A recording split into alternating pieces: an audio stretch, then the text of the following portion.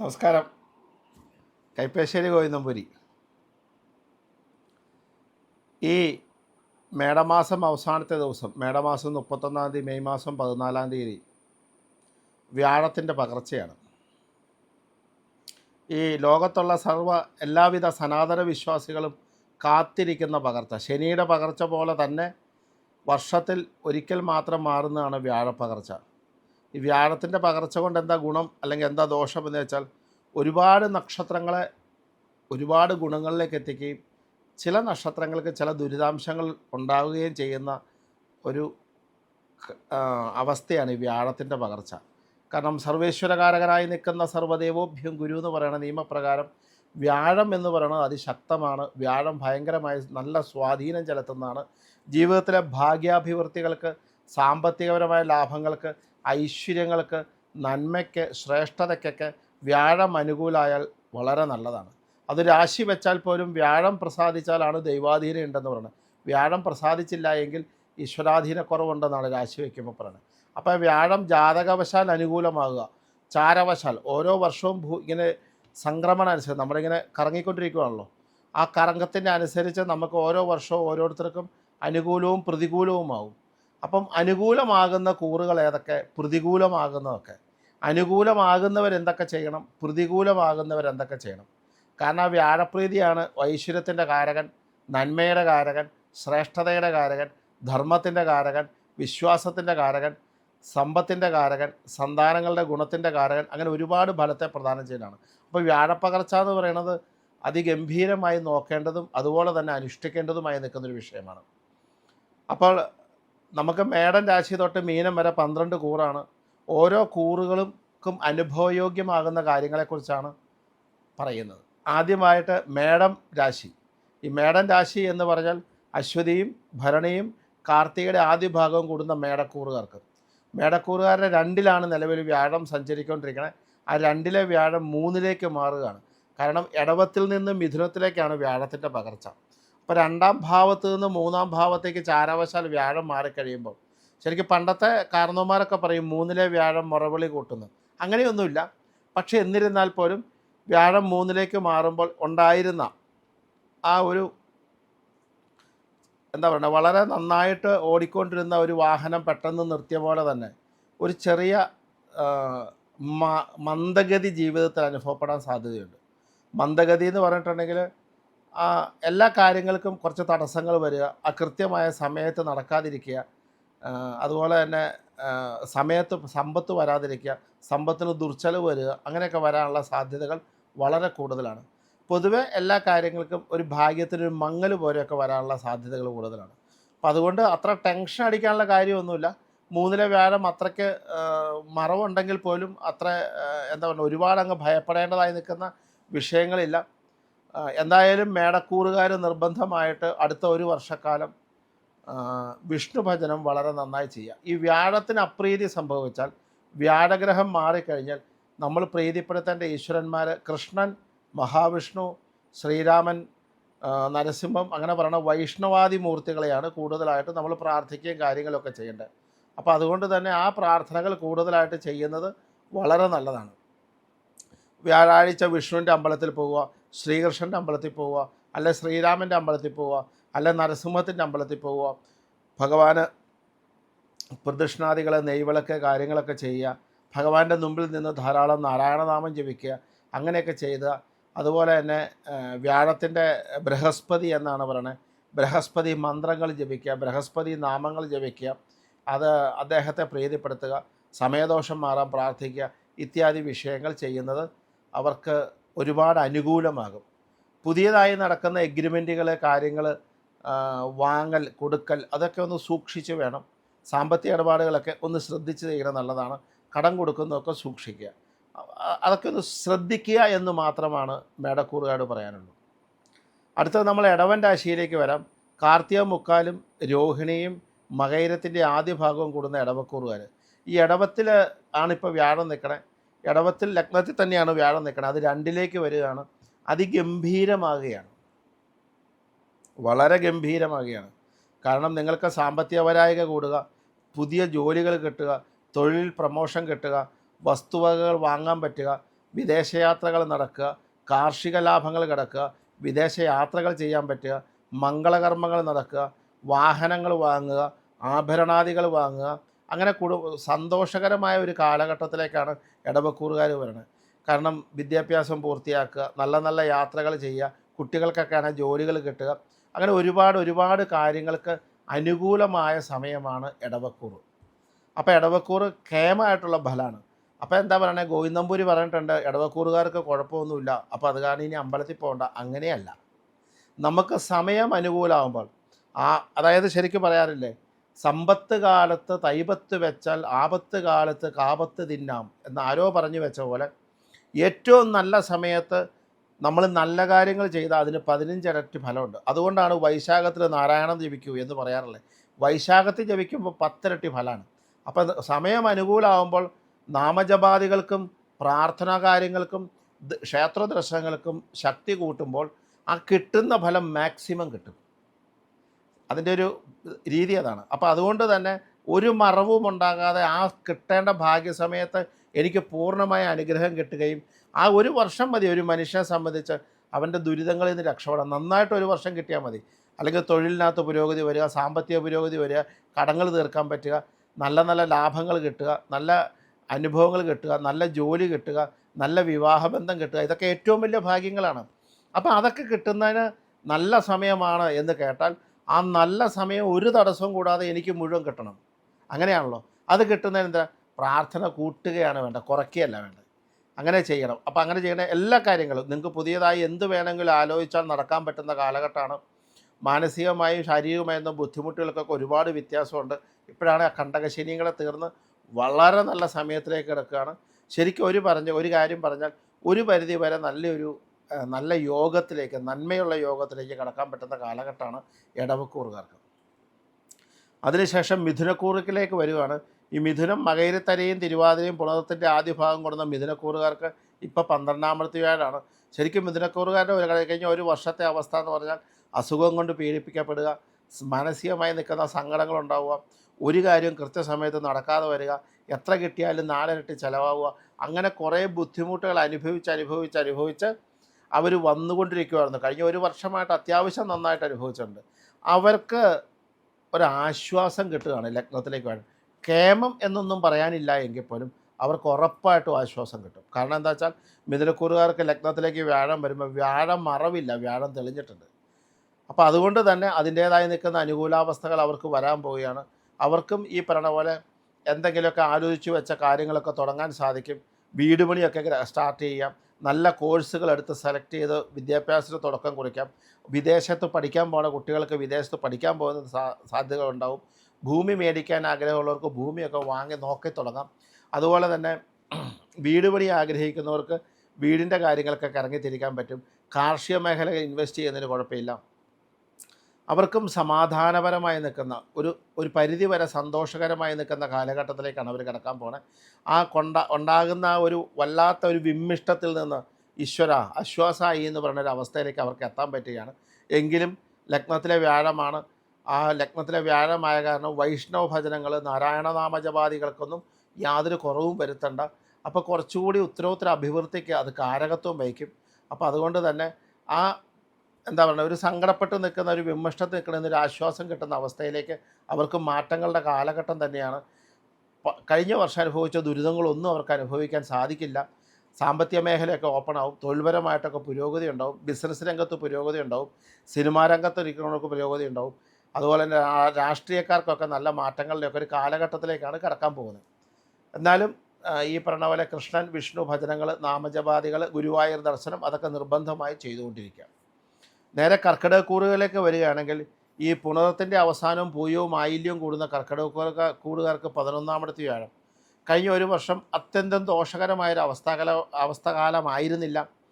ഒരു പരിധിവരെ സമാധാനവും സന്തോഷമൊക്കെ നിരുന്നു. ചെറിയ സങ്കടങ്ങൾ അത് മനുഷ്യജീവിതത്തിൽ സംഭവിക്കണതാണ്. അതൊഴിച്ച് പൊതുവേ കർക്കിടകക്കൂറുകാർക്ക് ഒരു ആശ്വാസത്തിൻ്റെ കാലഘട്ടമായിരുന്നു. കർക്കിടകക്കൂറുകാർക്ക് ഒരു സമാധാനത്തിൻ്റെ കാലഘട്ടമായിരുന്നു. അത്യാവശ്യം കാര്യങ്ങളൊക്കെ നടന്നിട്ടുണ്ട്, ജോലി കിട്ടിയിട്ടുണ്ട്, ജോലിക്ക് ശ്രമിക്കുന്നവർക്ക് ജോലി കിട്ടുക. അതുപോലെ തന്നെ സാമ്പത്തിക രംഗത്ത് ബുദ്ധിമുട്ടുണ്ടെങ്കിൽ പോലും അത്യാവശ്യം കാര്യങ്ങൾ നടന്നു പോകുന്നൊരു കാലഘട്ടമൊക്കെ എന്ന് വെച്ചാൽ 11ാമത്തെ വ്യാഴം ഒരു ദോഷത്തെയും പ്രദാനം ചെയ്യുന്നതല്ല കർക്കിടകക്കൂറ്. പക്ഷേ ഈ മേടമാസത്തെ അവസാനത്തെ ദിവസം തൊട്ട് 12ലേക്ക് വ്യാഴം വരികയാണ്. കർക്കിടകക്കൂറുകാർ ശ്രദ്ധിക്കേണ്ട കാലഘട്ടമാണ്. യാതൊരു കാരണവശാലും ഒരു രൂപ പോലും ഒരാൾക്ക് കൊടുക്കുന്ന അവസ്ഥ ഉണ്ടാവരുത്. സാമ്പത്തിക നഷ്ടത്തിൻ്റെ കാലഘട്ടമാണ്. അപ്പോൾ എന്ന് പറഞ്ഞാൽ ഒരു രൂപയും കൊടുക്കാന്ന് പറഞ്ഞാൽ ഒരു രൂപയും കൊടുക്കാതിരിക്കുക എന്നുള്ള അർത്ഥമല്ല, നോക്കിയും കണ്ടും ചെയ്യുക ഏത് കാര്യങ്ങളും.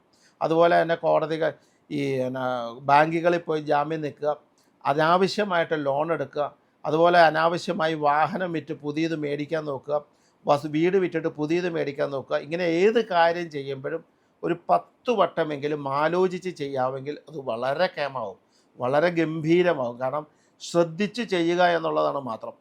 കാരണം 12ാമത്തെ വ്യാഴം വരുമ്പോൾ വ്യയം എന്നാണ് പറയുന്നത്, നഷ്ടങ്ങളാണ്. അപ്പം നഷ്ടം വരാതിരിക്കുക എന്ന് വെച്ച് കഴിഞ്ഞാൽ 12ാമത്തെ വ്യാഴം വന്നു, ഇനി തീർന്നു, എൻ്റെ ലൈഫ് പോയി, അങ്ങനെ ഒന്നും ഓർക്കണ്ട.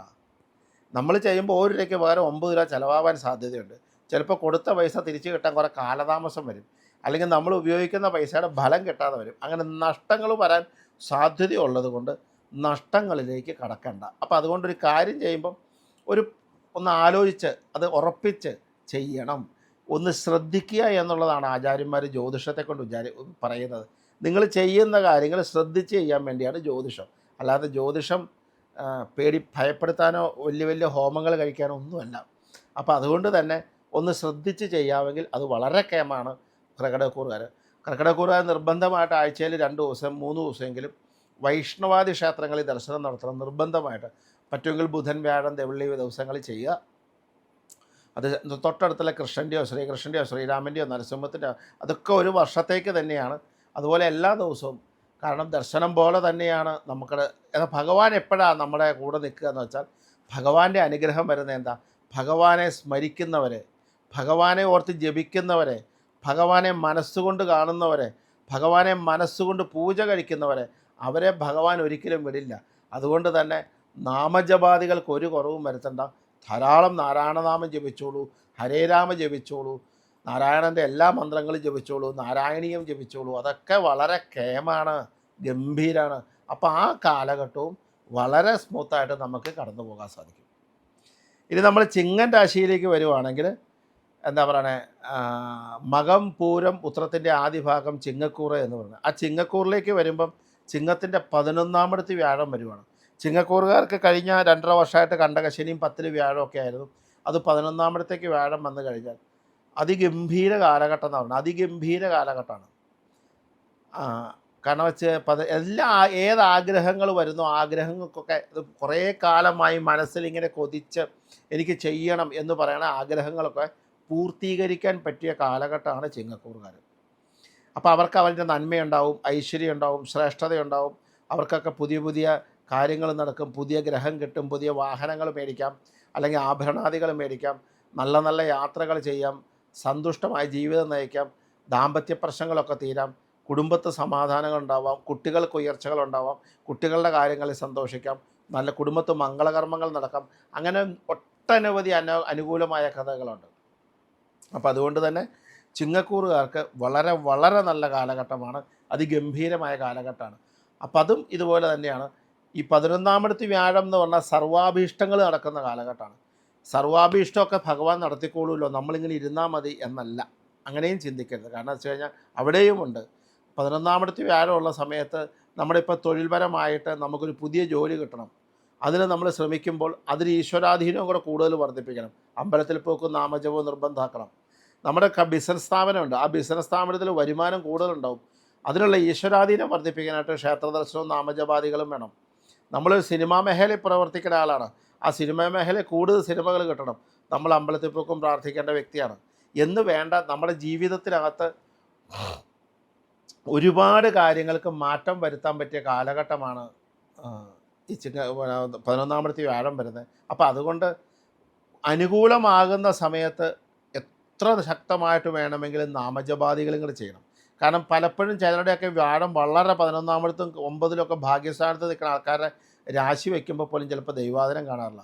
എന്താ കാരണം എന്ന് വെച്ചാൽ കൃത്യമായിട്ട് ചിട്ടയായിട്ടുള്ള ക്ഷേത്രദർശനക്കുറവും നാമജപമാണ്. മനസ്സിലാവുന്നത്. എന്നും ഞാൻ പ്രാർത്ഥിക്കാറുണ്ട് തിരുമേനി എന്ന് പറയണതല്ല, എന്നും ഞാൻ നാമം ജപിക്കാറുണ്ട് എന്ന് പറയുന്ന അവസ്ഥയിലേക്ക് നമ്മൾ മാറണം. എന്നും ഞാൻ ഭഗവാന് വേണ്ടിയിട്ട് 10 മിനിറ്റ് നാമജപം ഉണ്ട് തിരുമേനി എന്ന് മാറ്റി വയ്ക്കണം. 10 മിനിറ്റ് ഞാനും ഭഗവാനും മാത്രമായി ഒരു ലോകത്ത് ജീവിക്കണുണ്ട് എന്ന് പറഞ്ഞ അവസ്ഥയിലേക്ക് നമ്മൾ വരണം. അപ്പോഴാണ് സമയാനുകൂല്യത്തിൻ്റെ പൂർണ്ണമായ ഗുണത്തിലേക്ക് നമ്മൾക്ക് കടക്കാൻ പറ്റുള്ളൂ. അപ്പോൾ അതുകൊണ്ട് ക്ഷേത്ര ദർശനങ്ങൾ നാമജപം അനുകൂലമായ സമയത്ത് കൂടുതൽ അനുകൂലമായി കൂടുതൽ ചെയ്യുമ്പോൾ ഭയങ്കര അഭിവൃദ്ധി ഉണ്ടാകും. അതാണ് അതിൻ്റെ കാര്യം. ചിങ്ങത്തിലേക്ക് കന്നിക്കൂറിലേക്ക് വരികയാണ്. കന്നിക്കൂറിലേക്ക് വരുമ്പോൾ എന്താണെന്ന് വെച്ച് കഴിഞ്ഞാൽ ഉത്രത്തിൻ്റെ അവസാനവും അത്തവും ചിത്രയുടെ ആദ്യവും ഭാഗം കൂറുന്ന കന്നിക്കൂറ് 9 വ്യാഴമാണ് 10 വരുന്നുണ്ട്. 9 വ്യാഴം ഭാഗ്യാഭിവൃദ്ധികൾ ഒത്തിരി തന്നിരുന്ന വ്യാഴമാണ്. 10 വ്യാഴം വരുന്നത്. 10 വ്യാഴം കർമ്മത്തിൽ വരുമ്പം 9 അത്രയും കേമാണ് എന്ന് പറയാൻ പറ്റില്ലെങ്കിൽ പോലും 10 വ്യാഴവും മറഞ്ഞ വ്യാഴമല്ല, വ്യാഴം മറഞ്ഞിട്ടില്ല. പക്ഷേ നമ്മളിപ്പോൾ ചില കാര്യങ്ങൾക്ക് 1 മീറ്റർ ഓടേണ്ട കാര്യത്തിന് 1 കിലോമീറ്റർ ഓടേണ്ട അവസ്ഥാവിശേഷം വരും. ഇന്ന് നടക്കേണ്ട കാര്യം ചിലപ്പോൾ നാളത്തെ കഴിഞ്ഞേ നടക്കുകയുള്ളൂ. അങ്ങനെ ഒരു അവസ്ഥാവിശേഷം വരാം. അങ്ങനെയൊക്കെ കാര്യങ്ങൾ കാണുന്നുണ്ട്. ചെറുതായിട്ട് അവർക്ക് കണ്ടകശനിയുടെ ഉപദ്രവം കൂടെ ഉണ്ടല്ലോ. അതുകൊണ്ട് കന്നിക്കൂറുകാർക്ക് ബുധൻ വ്യാഴം ദിവസങ്ങളിൽ നിർബന്ധമായിട്ട്, അതായത് നിർബന്ധമായിട്ട് വൈഷ്ണവാദി ക്ഷേത്ര ദർശനം എല്ലാ ദിവസവും ഈ പറഞ്ഞ പോലെ എന്താ പറയണേ, നാരായണായ നാമ ജപിക്കുക, ഹരേ രാമ ജപിക്കുക, അച്യുതായ നമ, ആനന്ദായ നമ, ഗോവിന്ദായ നമ ജപിക്കുക. ഇതൊക്കെ കന്നിക്കൂറുകാർ ചെല്ലും നല്ലതാണ്. അതുപോലെ മാസത്തിലെ പക്കപ്പിറന്നാൾ തോറും കൃഷ്ണന് അല്ലെ വിഷ്ണുവിന് പാൽപ്പായസം കഴിക്കുക, അതൊക്കെ ചെയ്യാമെങ്കിൽ. അതുപോലെ ഭഗവാന് വ്യാഴാഴ്ചകളിൽ അവിൽ നിവേദ്യം ചെയ്യുക, അതൊക്കെ കന്നിക്കൂറുകാർ ചെയ്യണത് ഗംഭീരമാണ്. അതൊക്കെ ചെയ്യുമ്പോൾ അവർക്ക് കുറച്ചുകൂടി അഭിവൃദ്ധിയും ഈ കുറച്ചുകൂടെ അനുകൂലമായ ഘടകങ്ങളുണ്ടാവും. പിന്നെ ഏതെങ്കിലും പ്രവൃത്തികളിലേക്ക് ചെയ്യുമ്പോൾ ഞാനത് ചെയ്യേണ്ടതാണോ എന്ന് 2 വട്ടം ആലോചിച്ചിട്ട് മാത്രം ചെയ്യുന്നത് കേമാണ്. അതിന് നല്ലതാണ്, ദോഷമില്ല. അങ്ങനെയൊന്ന് ചെയ്യാമെങ്കിൽ അത് ഗംഭീരമാണ്. അതുപോലെ തന്നെ അവർ കണ്ടകശനി ഉള്ള കാരണം ഈ പറഞ്ഞ പോലെ അയ്യപ്പ ഭജനവും ശനിയാഴ്ച ശാസ്താവിനെ തൊഴുന്നതൊക്കെ ചെയ്തു പോയിക്കൊണ്ടിരിക്കുക. കന്നിക്കൂറിലേക്ക് നമ്മൾ തുലാക്കൂറിലേക്ക് വരുമ്പോൾ ചിത്രയും ചോദ്യയും വിശാഖത്തിൻ്റെ ആദ്യ ഭാഗവും കടന്ന തുലാക്കാറുകാർ നല്ല ഭക്തന്മാർ മാത്രമാണ് ശരിക്കും പറഞ്ഞാൽ കഴിഞ്ഞ ഒരു വർഷം പിടിച്ചു നിന്നത്. അഷ്ടമത്തി വ്യാഴമായിരുന്നു. അഷ്ടമത്തി വ്യാഴം എന്ന് പറയുന്നത് വളരെ മോശം അവസ്ഥയാണ്. കാരണം എന്ത് ചെയ്യുമ്പോഴും ദുരിതങ്ങളുടെ ഒരു കാലഘട്ടമായിരുന്നു.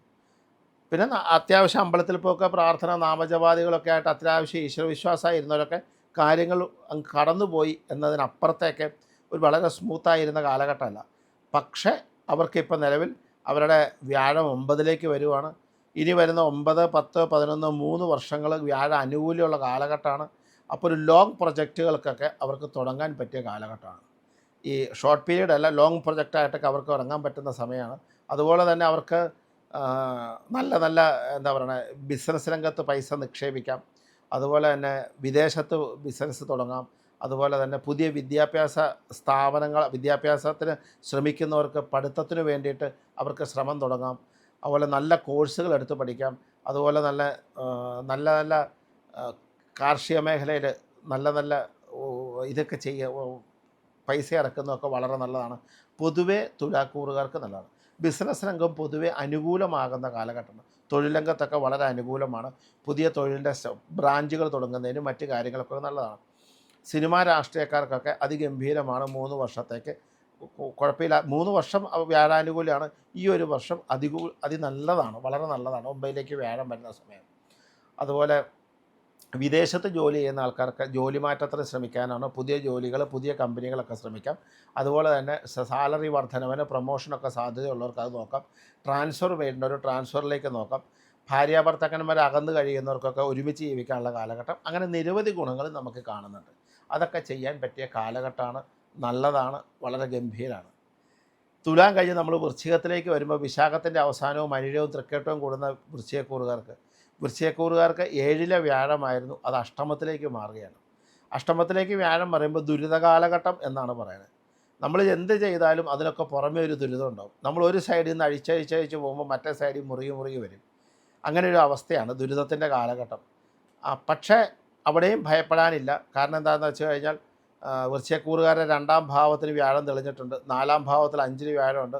10ാം ഭാവത്തിൽ 11ാമത്തെ വ്യാഴമുണ്ട്. അങ്ങനെയൊക്കെ നിൽക്കുന്നത് കൊണ്ട് വൃശ്ചികക്കൂറുകാർ പൊതുവെ സമയദോഷം വിചാരവശാൽ വ്യാഴം പറയുന്നത് കൊണ്ട് വൈഷ്ണവാദി ഭജനം കൂടുതലായിട്ട് ചെയ്യുക. എന്തായാലും അവരുടെ പക്കപ്പിറന്നാൾ തോറും വൈഷ്ണവ ക്ഷേത്രത്തിൽ പാൽപ്പായസം അവർ നിർബന്ധമായും കഴിക്കുക. അതുപോലെ വ്യാഴാഴ്ച ദിവസം കൃഷ്ണനോ വിഷ്ണുവിനോ ഒക്കെ കദളിപ്പഴം നിവേദിക്കുക, ത്രിമുധരം നിവേദിക്കുക. ഇതൊക്കെ വളരെ ഗംഭീരമാണ്. അതുപോലെ നെയ്വിളക്ക് നടത്തുക, അത് ഗംഭീരമാണ്.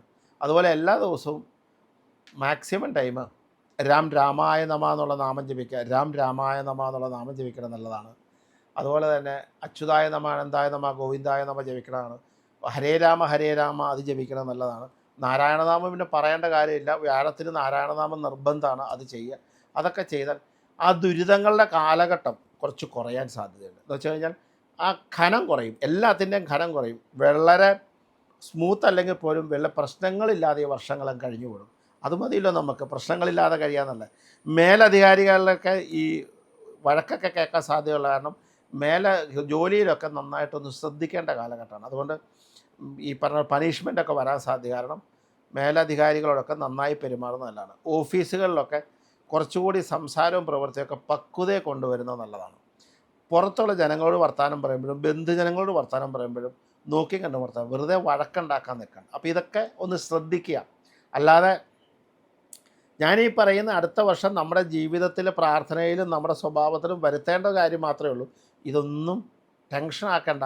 ഭഗവാൻ കൃഷ്ണൻ നിങ്ങളുടെ കൂടെ ഉള്ളിടത്തോളം കാലം നിങ്ങൾക്കൊന്നും സംഭവിക്കില്ല. കൃഷ്ണനെ നിങ്ങൾ പ്രാർത്ഥിക്കുമെന്നോ നാമം ജപിക്കുമെന്നോ എനിക്കറിയാം. ഗുരുവായൂരപ്പൻ്റെ അനുഗ്രഹം ഉണ്ടാകുകയും ചെയ്യും. നേരെ നമ്മളിപ്പോൾ വൃശ്ചികക്കൂറിൽ നിന്ന് ധനുക്കൂറിലേക്ക് വരികയാണ്. ധനുക്കൂറിലേക്ക് വരുമ്പോൾ എന്താണെന്ന് വെച്ച് കഴിഞ്ഞാൽ ഈ മൂലം പൂരാടം ഉത്രാടത്തിൻ്റെ ആദ്യ ഭാഗം എന്ന് പറഞ്ഞാൽ ധനുക്കൂറുകാരിൽ 7ലേക്ക് വ്യാഴം വരുവാണ്. ശരിക്കും ഈ പറഞ്ഞ പോലെ കുറച്ച് ചെറിയ അസുഖങ്ങൾ, കാര്യങ്ങൾക്ക് പൂർണ്ണമായ തടസ്സങ്ങൾ, അല്ലെങ്കിൽ എന്താ പറയുക, ഒന്നും ഒരു വൃത്തിയാകാതെ പോകാതിരിക്കുക, കുട്ടികൾക്കാണെങ്കിൽ മറവികൾ, അലസതകളൊക്കെ ഉണ്ടാവുക, മെമ്മറി ലോസ് സംഭവിക്കുക, പരീക്ഷകളിൽ കൃത്യമായി മാർക്ക് കിട്ടാതിരിക്കുക, ഇങ്ങനെയുള്ള എല്ലാ ആൾക്കാർക്കും വളരെ കേമാണ്. ധനുക്കൂറുകാർക്ക്, നീറ്റിന് ശ്രമിക്കുന്നവർ, വലിയ വലിയ പരീക്ഷ എഴുതാൻ ശ്രമിക്കുന്നവർക്ക് ഒക്കെ അവർക്ക് അനുകൂലമാണ്. അപ്പോൾ അതുകൊണ്ട് തന്നെ അവർ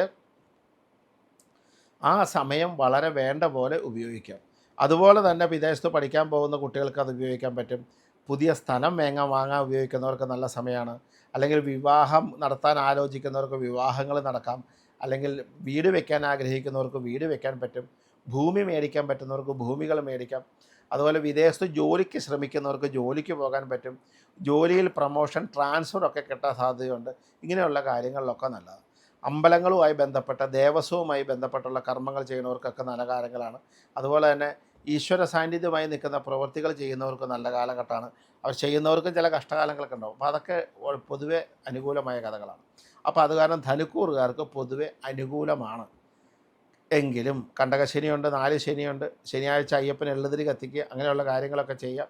ഇതൊക്കെ ചെയ്യുന്നത് നല്ലതാണ്. എന്നാലും വിഷ്ണു ഭജനം ചെയ്യുക. പിന്നെ വിദേശത്തുള്ളവർക്കൊക്കെ കൂടുതൽ ഗുണത്തെയൊക്കെ പ്രദാനം ചെയ്യുന്നതാണ്. നിങ്ങളും ഈ പറഞ്ഞ പോലെ കൃഷ്ണായ നമ, കൃഷ്ണായ നമ, കൃഷ്ണായ നമ എന്നുള്ള കൃഷ്ണനാമങ്ങൾ ജപിക്കുക. അതുപോലെ നാരായണീയം ജപിക്കുക, നാരായണായ നമ എന്നുള്ള ധാരാളം ജപിക്കുക. ഇതൊക്കെ ചെയ്യുമ്പോൾ കുറച്ചുകൂടി അഭിവൃദ്ധിക്ക് കാരകത്വം വഹിക്കും ധനുക്കൂറുകാർക്ക്. അടുത്തത് നമ്മൾ മകരക്കൂറിലേക്ക് വരുമ്പം ഉത്രാടത്തിൻ്റെ അവസാനവും തിരുവോണവും അവിട്ടത്തിൻ്റെ ആദ്യ ഭാഗവും കൂടുന്ന മകരക്കൂറ്. മകരക്കൂറുകാർക്ക് 5ൽ നിന്ന വ്യാഴം 6ലേക്ക് വരുവാണ്. കഴിഞ്ഞ ഒരു വർഷം കഷ്ടതകളും ദുരിതങ്ങളും ഒക്കെ ഉണ്ടായിരുന്നു. കാരണം 7ര ശനി അവസാനം ഈ കഴിഞ്ഞ മാസം വരെ ഉണ്ടായിരുന്നു. അതിൻ്റെ ദുരിതങ്ങളൊക്കെ ഉണ്ടായിരുന്നെങ്കിൽ പോലും ഒരു പരിധിവരെ അനുകൂലമായി വലിയ അല്ലലില്ലാതെ കാര്യങ്ങൾ പോയിരുന്നതാണ്. അസുഖങ്ങളും ദുരിതങ്ങളൊക്കെ ഉണ്ടെങ്കിൽ പോലും. പക്ഷേ 6ലേക്ക് വ്യാഴം വരുമ്പം 7ര ശനി മാറിയെങ്കിലും 6ലേക്ക് വ്യാഴം വരുമ്പം ചെറിയ ചെറിയ ദുരിതങ്ങൾ, തടസ്സങ്ങൾ, ദൈവാധീനക്കുറവ്, ഭാഗ്യക്കുറവ്, മനസ്സമാധാനക്കുറവ്, അസന്തുഷ്ടി, ഇതൊക്കെ കാണാൻ സാധ്യതയുണ്ട്. അപ്പോൾ അതുകൊണ്ട് മകരക്കൂറുകാർ എന്തായാലും 6ലേക്ക് വ്യാഴം വരുന്ന സമയം ആയതുകൊണ്ട് അവർ പ്രാർത്ഥനാ കാര്യങ്ങൾക്ക് കൂടുതൽ വർധനവ് വരുത്തണം. ആഴ്ചയിൽ 2-3 ദിവസം ഈ പറഞ്ഞ പോലെ വൈഷ്ണവാദി ക്ഷേത്രങ്ങൾ ചെയ്യുക. പറ്റുമെങ്കിൽ മാസത്തിലൊന്ന് ഗുരുവായൂർ പോവുക. ഇവരും ഈ പറഞ്ഞ പോലെ വ്യാഴാഴ്ച ദിവസം അവിൽ നിവേദ്യം ജപിക്കുക, വ്യാഴാഴ്ച ദിവസം നെയ്വിളക്ക് നടത്തുക, വ്യാഴാഴ്ച ദിവസം ത്രിമുദ്രം നേദിക്കുക. അങ്ങനെയുള്ള കാര്യങ്ങളൊക്കെ ചെയ്യുന്നത് വളരെ കേമത്തമാണ്. അതുപോലെ തന്നെ പുതിയ പുതിയ പ്രൊജക്റ്റുകൾ ചെയ്യുക, പുതിയ ബിസിനസ് രംഗങ്ങൾ സ്റ്റാർട്ട് ചെയ്യുക, ബിസിനസ്സിൽ ഫണ്ട് മുടക്കുക, ഫണ്ട് പൈസ വേറൊരാൾക്ക് വായ്പ കൊടുക്കുക, അനാവശ്യമായി ലോൺ എടുക്കുക, വാഹനങ്ങൾ മാറുക, വീട് പണിക്ക് മോടി പിടിപ്പിക്കാൻ വേണ്ടി പൈസ മുടക്കുക. ഇങ്ങനെയുള്ള കാര്യങ്ങളൊക്കെ ശ്രദ്ധിക്കുമ്പോൾ 2-3 വട്ടം ആലോചിക്കേണ്ട കാര്യങ്ങളാണ്. അങ്ങനെയൊക്കെ ചെയ്യുന്നതാണ്. നഷ്ടങ്ങൾ ഉണ്ടാകാൻ സാധ്യതയുള്ള കാരണം വിഷ്ണു ഭജനം ചെയ്ത നഷ്ടങ്ങളുടെ ഖനം കുറയ്ക്കും. ഈ പറഞ്ഞ പോലെ വലിയ ദുരിതങ്ങളില്ലാതെ നമുക്ക് മുന്നോട്ട് പോകാൻ പറ്റും. ഏറ്റവും നല്ലത് നിങ്ങൾ എത്ര നാരായണനാമം ജപിക്കാവോ അത്രയും നാരായണനാമം ജപിക്കുക. നിങ്ങൾ വൈകുന്നേരം മാത്രമാണ് ജപിച്ചെങ്കിൽ രാവിലെയും കൂടെ ജപം തുടങ്ങുക. ആഴ്ചയിൽ ഒരു ദിവസമാണ് വൈഷ്ണവ ക്ഷേത്രത്തിൽ പോയെങ്കിൽ 2-3 ദിവസം ആക്കിക്കൊള്ളുക. നന്നായി പ്രാർത്ഥിക്കുക. അപ്പോൾ എന്ത് പറ്റും? ഈ പറയണ ദുരിതങ്ങൾ, അതായത് നമ്മൾ നിൽക്കുന്ന പ്രാർത്ഥനകൾ കൊണ്ട് നമ്മുടെ കഷ്ടകാലം നമ്മൾ മാറി നമുക്കിതും സുഖകരമായി അവസാനിപ്പിക്കാൻ പറ്റും, സമാധാനപരമായി അവസാനിപ്പിക്കാൻ പറ്റും, സന്തോഷകരമായി അവസാനിപ്പിക്കാൻ പറ്റും. പ്രാർത്ഥനയ്ക്കും നാമജപത്തിനുള്ള ശക്തി കൊണ്ട് നമ്മുടെ കാലദോഷത്തെ അതിജീവിക്കാൻ പറ്റും. നാമജപാദികൾ കൊണ്ട് നമ്മുടെ ചാരവശമുള്ള സംക്രമങ്ങളിൽ വരുന്നത് ഗ്രഹദുരിതങ്ങളെ നമുക്ക് ഓവർകം ചെയ്യാൻ പറ്റും. അതുകൊണ്ട് തന്നെ നാമജപത്തിന് പ്രാധാന്യം കൊടുക്കുകയും ദർശനം നടത്തുകയും ചെയ്യുക.